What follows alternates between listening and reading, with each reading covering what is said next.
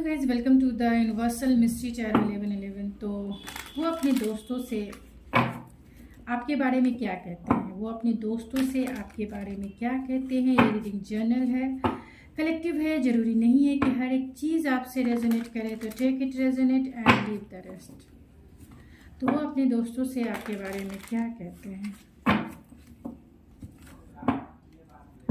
तो वो अपने दोस्तों से मेरे व्यूवर्स के बारे में क्या कहते हैं। जो भी इस रीडिंग को देख रहे हैं उनके पर्सन अपने दोस्तों से मेरे व्यूवर्स के बारे में क्या कहते हैं। स्पिरिट प्लीज़ बताएं, जो भी इस रीडिंग को देख रहे हैं प्लीज़ क्लियर मैसेजेस दें कि वो अपने दोस्तों से मेरे व्यूवर्स के बारे में क्या कहते हैं। तो यहाँ स्ट्रेस है, लवर्स एंड एडवेंचर, आउटसाइडर,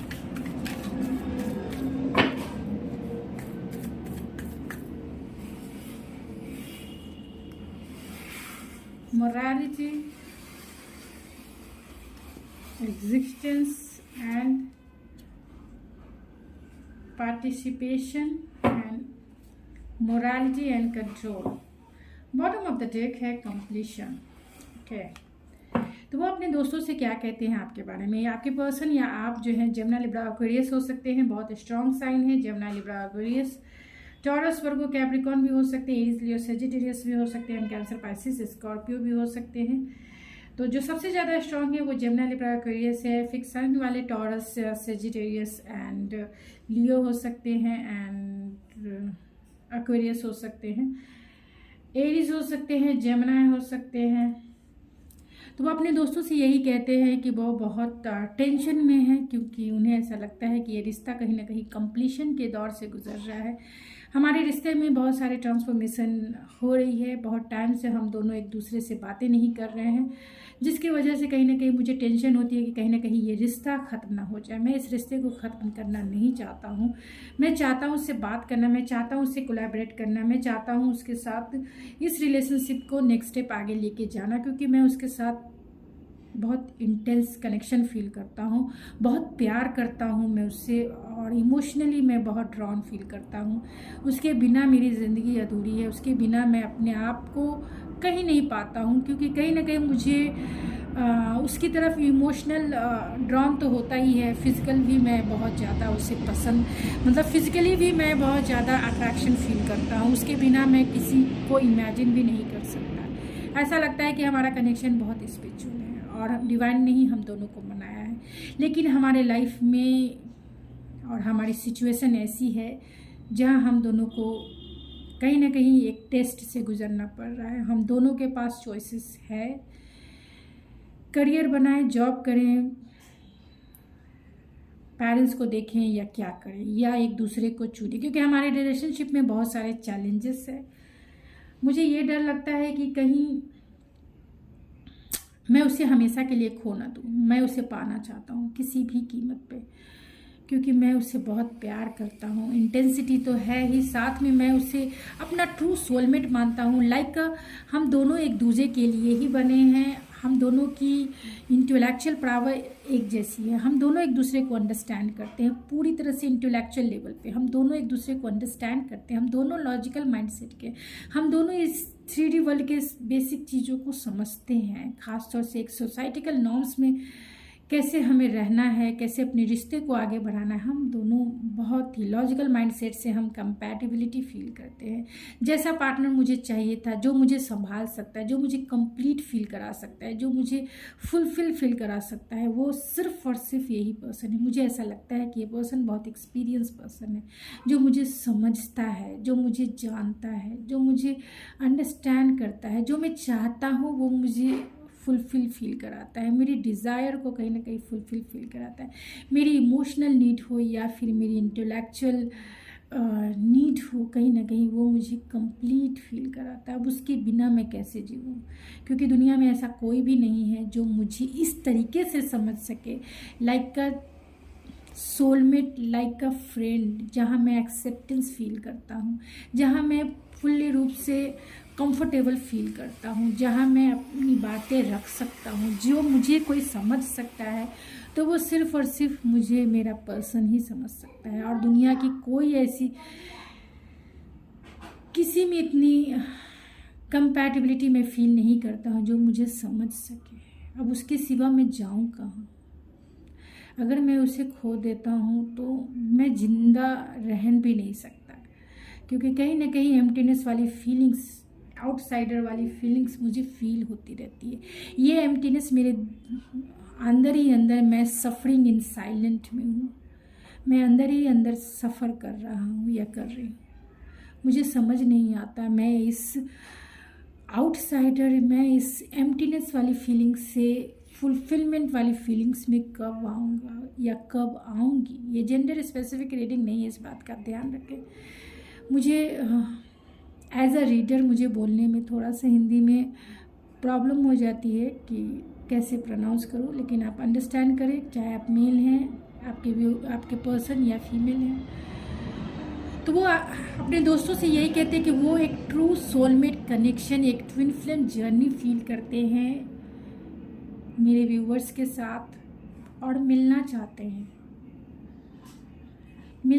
हैं, बातें करना चाहते हैं, रिकंसाइल करके सारी सिचुएशन के ऊपर डिस्कस करना चाहते हैं, और चाहते हैं कि जो भी प्रॉब्लम है उसे सॉर्ट आउट करना, और माफ़ी भी चाहते हैं। वो माफ़ी चाहते हैं क्योंकि वो कहीं ना कहीं आपके बिना नहीं रह सकते। वो अपने दोस्तों से यही कहते हैं कि मैसेज करना चाहता हूँ, लेकिन किसको मैं कहूँ कि किसके द्वारा मैं उसे मैसेज भिजवाऊँ। उसने मुझे ब्लॉक कर दिया है, फुल्ली घोस्ट कर दिया है। मुझे नहीं पता कि मैं उससे कैसे मिलूँ। क्या वो मैं मिलता हूँ, क्या मैं उससे माफ़ी मांगता हूँ तो वो क्या मुझे फॉरगिव करेगी या करेगा, मुझे नहीं पता है। लेकिन मैं उसे मैनिफेस्ट करता हूँ, गॉड से दुआओं में मांगता हूँ मैं उसे कि वो मुझे मिल जाए। उसके बिना मैं अधूरा, बिल्कुल अधूरा फील करता हूँ, और कोई भी नहीं है जो मुझे इस तरह से कंप्लीशन फील करा सके जैसा वो मुझे कराती है या कराता है। क्या करूँ, मुझे कोई रास्ता दिखाई नहीं देता है। अब एक गॉड ही हैं जो मुझे रास्ता दिखाए, मुझे उससे मिला है। अब गॉड पर ही होप है। मैंने लेट गो कर दिया है सिचुएशन को, क्योंकि मेरे हाथ में, मुझे अब लगता है कि मेरे हाथ से सिचुएशन आगे निकल चुकी है। तो वो अपने दोस्तों से क्या कहते हैं?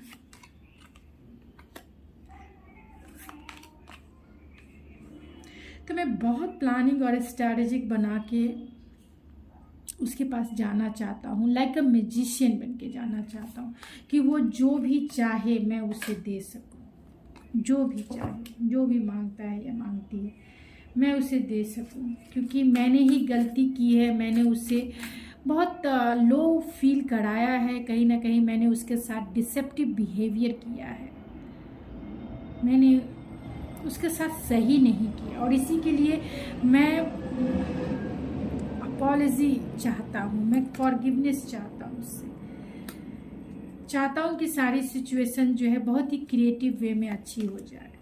लेकिन मेरे पास इतना करेज नहीं है, स्ट्रेंथ नहीं है कि मैं उससे माफ़ी भी मांग सकूँ। जब वो थी मेरे लाइफ में, जब वो था मेरे लाइफ में, मैं उसकी वैल्यू नहीं करता था, लेकिन आज मुझे उसकी वैल्यू पता है कि वो मेरे लाइफ में क्या इम्पोर्टेंट रखती है, मेरे लाइफ में उसकी इम्पोर्टेंस क्या है, आज मुझे उसकी कमी से पता चलता है।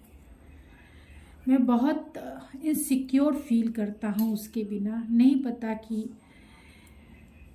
मैं अपने आप को भी संभाल पाऊँगा या नहीं, मैं इतना करेज गेन कर पाऊँगा भी या नहीं कि उसके पास जाके बता सकूं कि मैं उससे प्यार करता हूं, मैं उससे चाहता हूं, मैं उससे मैरिज करना चाहता हूं। वही है मेरी द वन जिससे मैं अपना लाइफ पार्टनर बनाना चाहता हूं, सिचुएशन को हील करना चाहता हूं, सेकंड चांस चाहता हूं। लेकिन कहीं ना कहीं कंफ्यूज हूं, डिसीज़न नहीं ले पा रहा हूं कि मैं जिसकी वैल्यू कभी नहीं करता था आज वो मेरे लिए कितनी वैल्यूबल है, कितनी वैल्यूबल है वो मेरे लिए। आज मैं उसकी वैल्यू समझता हूँ। और ऐसी पार्टनर शायद ही मुझे एक लाइफ पार्टनर के रूप में मिले, क्योंकि मैं रोमांटिक वे में भी उसे ही पसंद करता हूँ। और मुझे ऐसा फील होता है कि हम दोनों का पास्ट लाइफ कनेक्शन है। मैं फिज़िकली ड्रॉन तो फील करता हूँ, उसके बिना मैं किसी के साथ फिज़िकली मैं नहीं ड्रॉन होता हूँ, अट्रैक्ट नहीं होता जितना अट्रैक्शन मुझे उसकी तरफ होता है। ऐसा लगता है कि उसने मुझ पर जादू सा कर दिया है, जादू सा कर दिया है।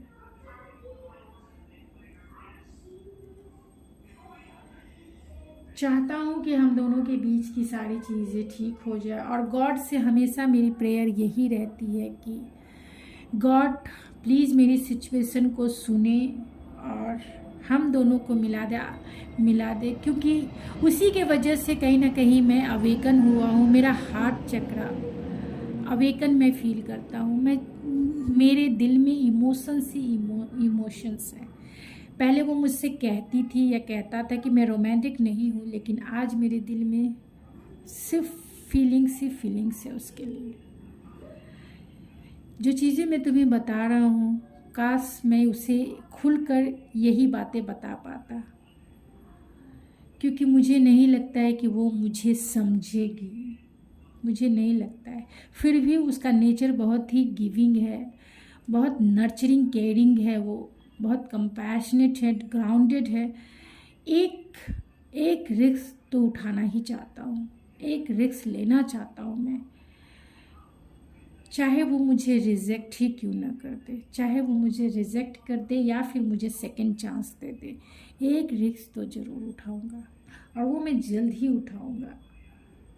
मैं सोच रहा हूँ जून या मार्च में मैं उसकी तरफ जाऊँ। तो जून मार्च में मैं पहले, अगर मेरे पास इतना स्ट्रेंथ आ जाता है तो मैं मार्च में ही जाके कोशिश ज़रूर करूँगा अपनी बातें बोलने के लिए।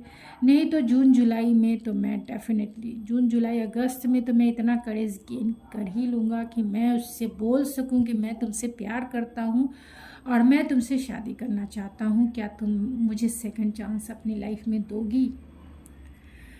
तो गाइज़, ये थी आपकी रीडिंग। आई होप आपको पसंद आई होगी। अगर आपको मेरी रीडिंग पसंद है तो प्लीज़ इस एनर्जी को एक्सचेंज करें। अगर पसंद आती है तो सब्सक्राइब ज़रूर करें और इस एनर्जी को एक्सचेंज करने के लिए लाइक ज़रूर करें।